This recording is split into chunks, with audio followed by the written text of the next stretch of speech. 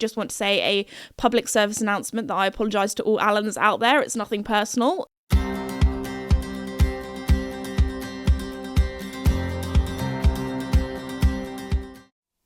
Hello everybody and welcome back to my podcast, Esme's Country Life. In today's episode, we're going to be talking about cosy autumn things. We're also going to be talking about a creepy little guy that has been following my family around, and also Joey going Skibbity Toilet. Anyway, I feel like that's one of the weirdest intros I've ever done to a podcast, but you'll have to listen to find out more context for that.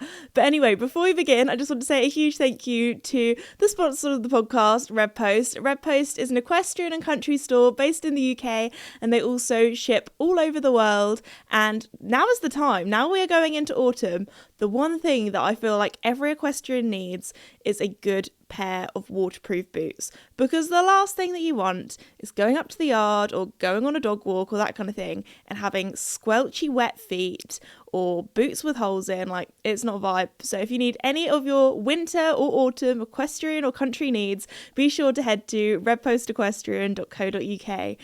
Anyway, I don't really know where to start with today's episode. I thought we'd maybe start with, we'll have like nice, good vibes to start with. We'll talk about like cozy autumnal things, because the last couple of days we have just gone straight into autumn. It's cold, it's wet. We have had so much rain.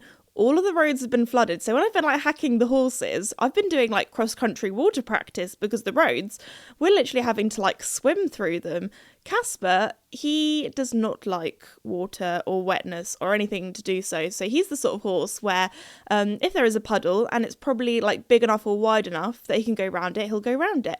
Or if it's not, he will jump over it. And even if he can't jump over it, he will still try to jump over it and then jump into it and splash everyone that is nearby. So there we go. Especially as Casper has like little legs. Sometimes when he does splash in water, it does like splash right up onto you as well, because how big is he? He's like 14, 15 hands. So he's like an overgrown Connemara pony. But anyway, so yeah, the horses has basically just been a lot of soggy rides lately. I do actually today, which I'm very excited for. I have got a jumping lesson with my horse Joey, because it's been a hot minute since we last had a jumping lesson, especially as it's been like the last kind of bit of the event season, and my instructor is an eventer. So we'll hopefully be having some more lessons with Felicity coming up soon. I actually have 2 lessons booked for this week, so I'm like, if we're going in, let's go in hard. Like, let's go, Joey. And she has an indoor as well, so I'm very thankful for that. So hopefully we'll be nice and dry, even though it's that weird kind of thing at the moment where it's still very warm but also very wet. So I'll do that thing where I put a raincoat on and I'll be riding, and then I'll be like, am I getting more dry because I have a raincoat on because the rain's not hitting me, or am I getting more wet because I'm getting so sweaty in this raincoat? So it's that weird in between. But anyway, back to autumn. So the last couple of days, actually, I have had so much fun decorating the cottage for autumn, because I realised this will be my 3rd Halloween in the cottage, although it's actually only my 2nd year of owning the cottage, because I got the key. I think my first night that I slept in the cottage was on Halloween night, which I feel like is a little bit, creepy, like sleeping somewhere that you've never slept before, and like my cottage is like a little cottage in the woods. But I was just so excited. I was like, I don't know, that kind of thing, I don't really get that freaked out by. But anyway, so that's weird when you think about it, how it's like 3 Halloweens, but it's only been 2 years. Because yeah, that year was the first Halloween, and then last year was like the first time where I actually had like furniture and everything in the house and could decorate it. And then this year I've got all the kind of decorations from last year, and I might have been autumn shopping the other day just to have a little peruse, a little look around the shops, and there were like a couple bits and bobs that I picked up. And I'll tell you what, one of my favourite things that I have actually recently got for the cottage, and that is a pumpkin smelling like rediffuser bottle, because I have loads of like little redifusers, but this is just like the bottle, so you can fill them all up. And oh my goodness, it smells incredible. Like, even my dad, when he came over to my house the other day, he was like, oh my gosh, it just smells like pumpkin spice lattes in here. Like it is incredible. So every evening after I've been out on the horses and got all wet and cold, I come into my nice warm cottage and it smells like pumpkin spice lattes. I even have like a few candles as well that I've been lighting in the evenings. It's just been so cozy. So also I have a little story about when I was shopping for autumn decorations, because my car, I don't know what it is. So my car has like a black roof, and it's like a big 4x4. And anyway, I went to go and like put some of my shopping bags in the car, and there was this seagull on top of my car. And I thought, I was like, I know that we're in a town or a city or whatever, and the seagull's, you know, is used to probably humans, so it's not going to fly away. I was going to say like the wild ones, they're all wild, but you know what I mean, like normal birds in the countryside, they're a little bit more cautious of humans. But anyway, this seagull just was not leaving off my car, and I was like, why is this seagull so obsessed with my car? And anyway, I realised because it's got a black roof, all of these flies were landing onto my nice warm black roof, and the seagull was just sitting there like this is a free buffet. He was sitting there like it was a yo sushi, and all these like little flies were just like coming and sitting on my car like a little fly conveyor belt. So this seagull was having a great time eating all these bugs, and I felt so bad when I had to drive off because I was like, Mr. Seagull, you're not going to be able to stay clinging onto my car as I drive off.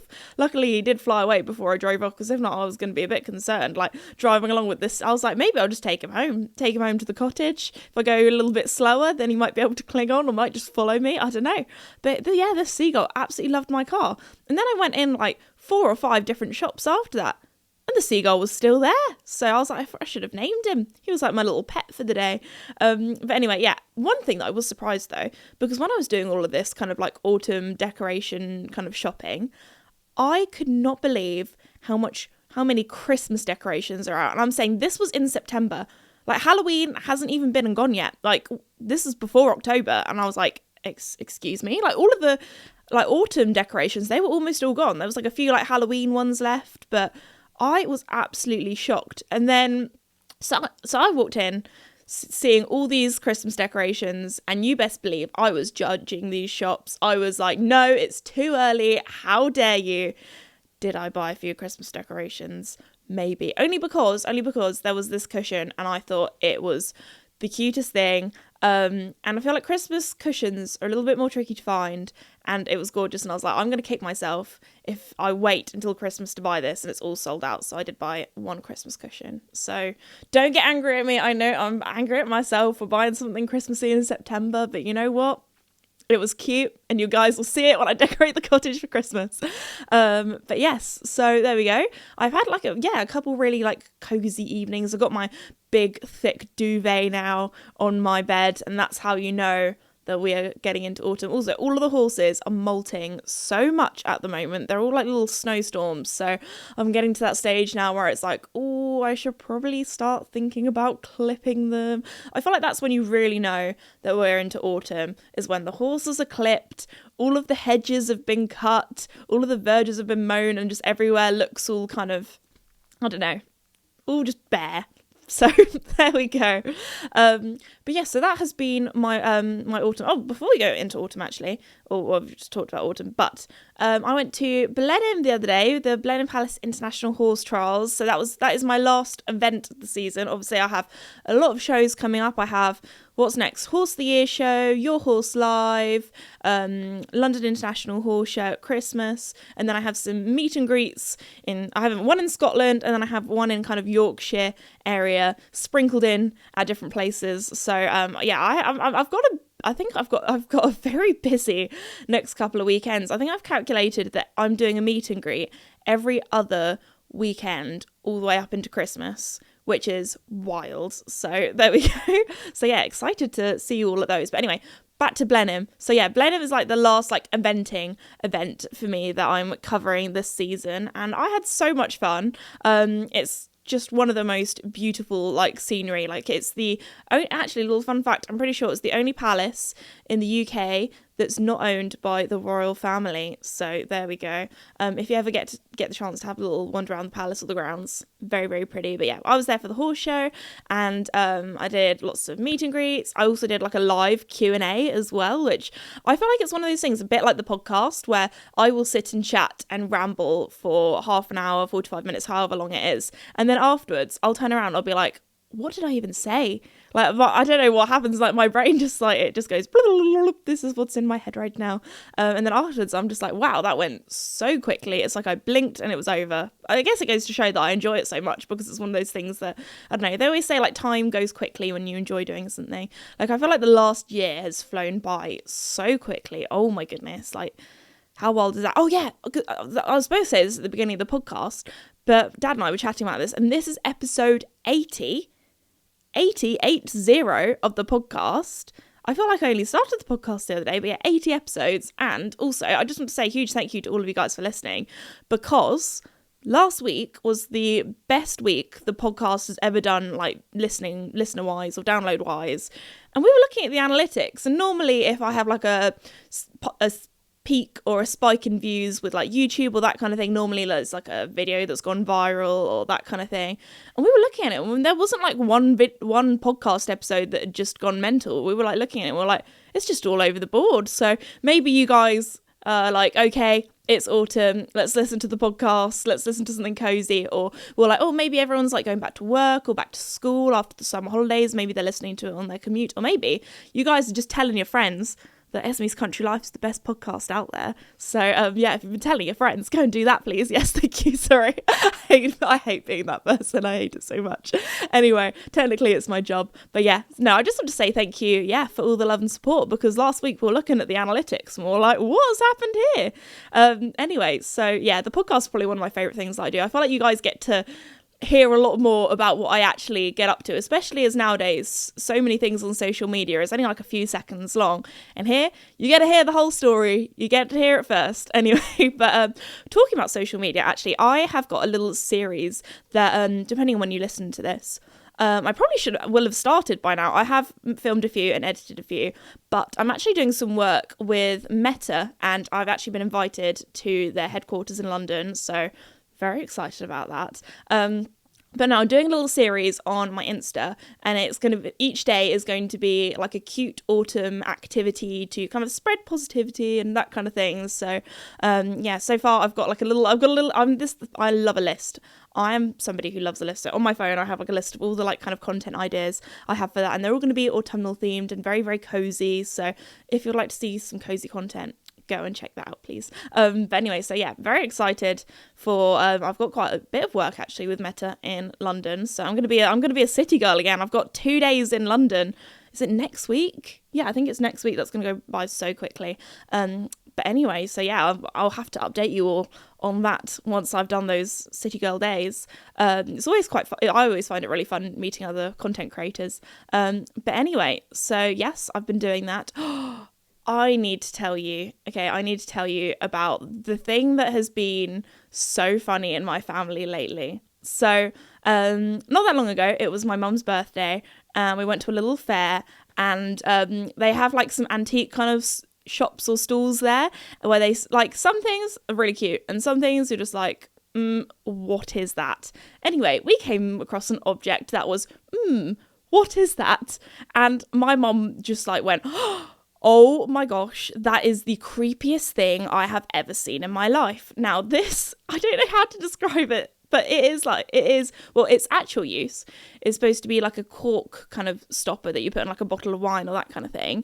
But it looks like Lord Farquaad from Shrek, if any of you have seen Shrek. And also in Shrek, you know the little, like the small world, like singing little wooden things? It's like that crossed with Lord Farquaad, but the creepiest thing that you could ever think of. And it has like a little, it's made of wood, and it has like a little lever at the back. And if you move the lever, it opens its mouth, and then like its hand moves towards its mouth. And I think it must have once like held like a little bottle or something like that, and that's just disappeared. So now it just looks like it's creepily like waving and opening its mouth, and it's honestly so creepy. So me and my family thought, perfect, let's buy this creepy thing for like £2 or whatever it was from this antique shop and give it to my mum for her birthday. And she honestly like almost screamed and ran back from the box when she saw this little guy in there. Anyway, the little guy, his name is Alan. I don't know where the name came from, but there we go. Apparently he looked like an Alan. So I just want to say a public service announcement that I apologise to all Alans out there. It's nothing personal. It's just the name that he was given. Anyway, so yeah, if I talk about Alan, that is the little creepy wooden thing that we got from this fair. So Alan has been on some adventures, and it's now like he's just been like traveling around everywhere. So the other weekend, my mum and dad went and saw my brother at his apartment, and they left Alan in multiple different places when my brother came home from work. So that was very funny. And then it's just become this thing where, you know, if somebody's at work that day or someone's at home, then someone will take Alan into work. Oh my gosh, my mum took Alan into work and she was trying to like set him up on her desk. And one of the receptionists came into her office and my mum was like, I have never been so terrified in my life. And my mum was like, this girl has only been working there like a few weeks. Like she would have thought I was a right old weirdo for having this creepy wooden doll thing on my desk and me taking pictures of it on my desk. And we were like, oh my goodness. When she was telling us this story, we were like, Alan, what have you done? Anyway, so I'm trying to think. Oh my gosh, we lost Alan the other day, which was actually terrifying because I was going to take him somewhere. I can't remember where I was going to take him. But anyway, and I just misplaced where he'd gone. I lost him, and we were all like searching the whole house trying to find him. We were like, oh my gosh, he's actually gone walkabouts. Somebody put him in the fridge the other day, and then I opened the fridge and he was just there staring at me, and I honestly screamed. So yeah, I'm gonna have to try and think of some places to put him to scare my family, because I feel like I've been the one that's been scared the most. Anyway, we did find him. He was in the office for some reason. I must have accidentally misplaced him. But anyway, so there we go. That is the story behind Alan, the little creepy thing that has been following my family around. And then the other funny story I have, so on the podcast a few times I have joked about my dad being a girl dad. Like all of my friends find it so funny as well when they see or chat to my dad, because my dad will just like start talking to them about what I want to say teenage girl stuff, but I'm not even a teenage girl now. I'm in my 20s, but I still call it teenage girl stuff. Like my dad will be like, oh, have you seen like Kylie Jenner's or like done this, or Kendall Jenner's like dyed her hair blonde again, or just like random stuff like that. I'm like, how do you know this? Why are you keeping up with the Kardashians? What are you doing here? Like, what? Anyway, so I think it's because he spends a lot of time with me, and I obviously like my music taste and everything. So because my dad is obviously, what he likes to say is down with the kids. I often, like on our long car journeys, teach him all the like slang or things that are going down. Like obviously he knows like very demure, very mindful, all that kind of stuff, which I feel like has got kind of come and gone now. Like Esme, that was a few weeks ago. Anyway, I was teaching Dad some Gen Alpha. Like I'm a Gen Z. He's a Gen X, but I like to call him a boomer when he's even though he's like the least boomer of all people. But you know, like if your parents just do something a little bit silly, I just go, okay, boomer. Anyway, we have a lot of banter in our family. Don't worry, he loves it. Anyway. He's shaking his head. Anyway, I was teaching him Gen Alpha stuff, even though I feel like I am definitely not the most up to date with that kind of stuff. But anyway, my dad just turned to me the other day and went, Esme, what's Skibbity Toilet? Because obviously he sees the comments.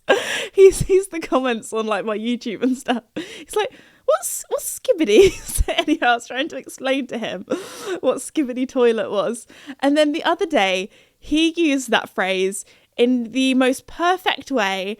And honestly, it made me laugh for a solid 5 minutes afterwards. And when I still think about it, it does make me chuckle. So we were down the yard filming some bits and taking some photos. And we didn't have any horses up with us. All the horses were out in their paddocks. But it was kind of like getting to late afternoon. And it's that time of year where when it's raining and things, the horse is just like, I want to go in. I want to go to my bed. I want to have some dinner. And you guys know my horse, Joey, he has he has a case of the major FOMO. He has the fear of missing out. He does not want to miss on anything. So because me and my dad were up at the yard filming stuff, Joey was like, what is happening? I want to be there. Is there food involved? Please, I volunteer. So anyway, Joey sometimes gets a little bit excited when stuff like that happens. So he was zooming around the field. I was like, I am so glad he has his turnout boots on. Joey, please do not hurt yourself. So anyway, he was getting a little bit excited. So Dad just turned around and said to me, Esme, can you go and chuck some haylage in Joey's field, please? Because if not, I'm worried he's going to go a bit skibbity toilet. I was just like, where has this come from? Where? Like, it was just the way he said it in such a matter-of-fact way. Like, no, like, oh, I'm joking, that kind of thing. Like, he said it with a dead straight face as well. And I was like, what? Where has this come from? So, anyway, there we go. I feel like that's our new phrase for when Joey gets a little bit spicy and goes a little bit crazy. He goes a little bit skibbity toilet, which I do cringe when I say it and think about it. But you know what? It makes me laugh. And sometimes, you know, you've got to be a little bit cringe to have a laugh. So there we go. I feel like that if I know a lot of you guys watch or listen to the podcast with your family. So if you are listening with your family and your family are like, what is Skibbity Toilet? I'm sorry that you're going to have to explain to your family what that is. I don't know what it is. I haven't even seen any of it. But for some reason, Skibbity is just a word that some people have been saying recently, and it's the new thing. Anyway, I mean, it's been around for quite a while now, but I feel like it's just one of those things that people joke about. So anyway, there we go. That is, yeah, my dad using Gen Alpha language. Something that we've recently been doing with the horses is called the sugar tax. Now, everybody's heard of, you know, the stuff online with the cheese tax, where if you get the cheese out and your dog is there, you just have to give your dog a little bit of cheese as part of the cheese tax. Well, we've started something, or no, we haven't actually. I've been inspired by a rider called Anna Buffini that I actually interviewed in Arkham back in the summer, and she does this thing called the sugar tax. Now, what she does is that I've recently been doing with the horses is basically once you get on your horse after you've mounted onto them, you grab like a little sugar cube and then you do like a carrot treat stretch with your horse once you're on, so they can stretch to the left and then stretch around to the right, and then you give them a sugar cube. And the reason why I use a sugar cube rather than a normal treat is because if they have a bit in their mouth, it means that they can chew the sugar cube more easier, because it dissolves obviously with their saliva and all that kind of fun stuff. So anyway, so they can eat it better rather than like a normal treat, which is probably quite difficult to chew when you've got a bit in. Because I never give my horses sugar cubes, just because they do scare me a little bit, because obviously it's just full on pure sugar and that's probably not great for your horse's teeth. But it does mean you can, you know, a lot of pro riders I see give their horses, or their grooms give their horses sugar cubes once they exit the arena, kind of as like a well done, good boy, good girl, that kind of thing. So I thought I'll give it a go. And you know what also inspired me? So this is really random, but the other day I went into town and I had a sports massage with my massage lady, because I've had a lot of meet and greets lately, and you guys know that it's really weird, but basically she has to massage my jaw, because I get really bad like jaw ache or jaw pain from smiling too much, which a lot, like my physio always says, a lot of people always say that on their wedding day, don't they, that their mouth or their jaw really hurts after smiling all day. But I obviously do that quite a lot, and I am just generally a smiley person. But anyway, so she actually has to like put gloves on and put her like hands in my mouth. Like, it sounds ridiculous, but it honestly, it's been life-changing for me. So anyway, I went to my physio, went and did that kind of stuff. And as I was walking down the high street, I like to have a little look in the charity shops and that kind of thing. And in this charity shop, there was this all on its own. I was like, oh, it was meant to be. It was only like a couple of quid also. And this was a white porcelain kind of china sugar pot, and it said sugar on it. It had little indents of sugar cubes on, and I just thought, oh my gosh, that is perfect for putting the horse's sugar cubes in. So I bought that, went around the corner to a shop and got some sugar cubes, and then I've been doing that with the horses, and I actually came to the realization, I think this is the first time I have ever, like, my horses might have ever had sugar cubes before. Because I feel like I don't know, it's always like an old-fashioned thing, giving sugar cubes to your horse. For like everyone, you know, nowadays, nice, healthy, low sugar. Don't worry, Mickey, poor boy, he is not allowed any sugar cubes. He has like his horsey diabetes at the moment. Like, we're really having to make sure that he has to have like is it insulin that he has in his like breakfast? No, he has like special, anyway. Yeah, Mickey is not allowed the sugar, but he's not ridden, so it's fine. He doesn't know about the sugar tax. Neither does Duke. Oh my gosh, Duke on sugar, that would be too much. Now he would go Skibbity Toilet. Anyway, so I'm sorry that I said that. I'm cringing at myself, but anyway, yeah, so Joey, like you guys know, Joey is like the horse dustbin. He will eat anything that you give him. Like he loves banana skins.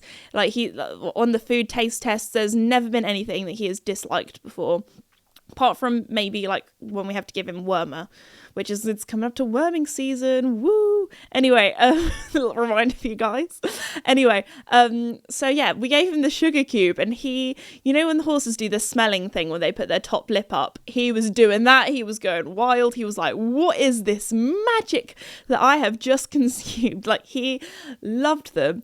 Casper, on the other hand, is a little bit more fussy, and like he did the smelling thing a little bit, but I think the thing is though, I don't think that horses can smell sugar cubes, because obviously the treats that I have, like they all have, like some of them are flavored, so they're like turmeric or chamomile, like they're quite, like I was gonna say stinky treats. They smell nice, like you can smell, like the horses can smell if you've got treats in your pocket, but I think with the sugar cubes they don't really have much of a smell, so I'm not sure if the horses can smell them. So if you have a horse that tries to nick the treats out of your pocket, then maybe sugar cubes is the way to go. But anyway, Casper, bless him, I was trying to do this treat stretch with him, and he was just so confused. He was like, girl, you don't have anything in your hand, what do you mean? I'm like, no, there's a sugar cube here. So I had to give him one, and I think he did actually spit the first one out. I think it was just a bit of a shock to him, because Casper was like, wait a second, what is this? Like, what is this sugary stuff? So anyway, he spat it out. The second time he liked it. So I'll keep you updated on if Casper likes sugar cubes or not. Joey, that boy loves them. So the thing is though, once you start doing the sugar tax, they're going to expect this every single time you get on now. They're going to be like, okay, like Joey's already started like doing his little stretch, being like, okay, where is my sugar cube? Yes, please, sugar. So anyway, I might have created a monster. I don't know. I'll keep you updated. But obviously, doing treat stretches or sugar cube stretches or whatever stretches, it's obviously great for your horses to warm them up and get them going. So yeah, I'll keep you updated. But that's what we've been doing recently. So I have a new addition to my tack room, and that is a little sugar cube jar. So I'm gonna have to watch my dad though. I don't think he's gonna be eating the sugar cubes, but whenever we have polos or mints or that kind of thing, I honestly think he eats more than the horses. Like they are gone. I have to take them away from them. I have to be like, no, you've had your allocated mint time. I have to take your mints off you. But anyway, so on that note, I'm going to finish off today's podcast episode here. I really hope you enjoyed it. I also want to say a huge thank you to Red Post for sponsoring the podcast. I hope today's been an interesting one, that's for sure. There's been a lot of weird and wonderful things that we've been chatting about. I feel like I've also just been, roasting my dad, and also, exposing him and my family for being a bit strange. But anyway, on that note, I'll finish it off there, and I'll see you guys next time. Bye.